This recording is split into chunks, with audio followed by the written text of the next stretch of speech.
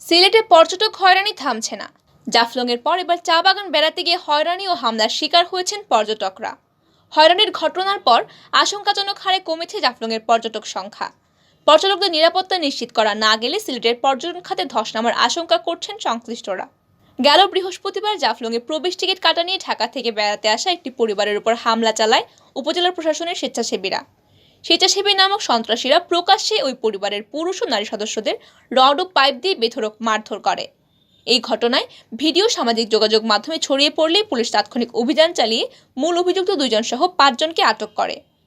হামলার ঘটনার পর 1 সপ্তাহের জন্য জাফলংয়ের প্রবেশ উন্মুক্ত করে দেওয়া হয়েছে। জেলা প্রশাসনের অনুমতিক্রমে উপজেলা প্রশাসন কর্তৃক আদায়কৃত এই প্রবেশ ফি সম্পূর্ণ বেআইনি উল্লেখ করে টিকিট প্রথা বাতিলের দাবি উঠেছে বিভিন্ন মহল থেকে। এদিকে বৃহস্পতিবার হামলার ঘটনার পর আশঙ্কাজনক হারে জাফলংয়ের পর্যটকদের সংখ্যা কমেছে। সিলেটে বেড়াতে আসা পর্যটকদের ঘুরে বেড়ানোর জন্য প্রথম পছন্দ জাফলং হলেও এখন তারা মুখ ফিরিয়ে নিয়েছেন এই পর্যটন কেন্দ্র থেকে।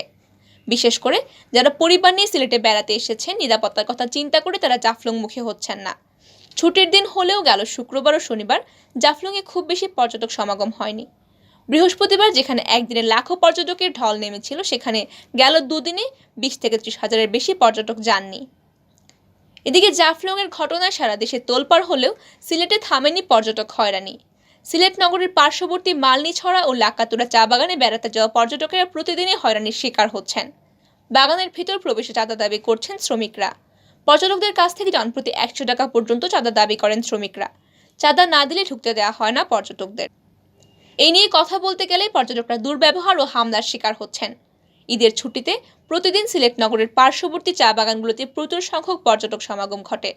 বিশেষ করে বিকেলে পর্যটকদের ঢল নামে চা বাগানগুলোতে। কিন্তু বাগানে প্রবেশ নিয়ে প্রতিদিনই পর্যটকদের সাথে চা শ্রমিকদের অনাকাঙ্ক্ষিত ঘটনা ঘটতে দেখা গেছে। শনিবার বিকেলে মালনীছড়া চা বাগানে বেড়াতে যান পর্যটকরা। এই সময় বাগানে প্রবেশের জন্য চাঁদা দাবি করেন শ্রমিকরা।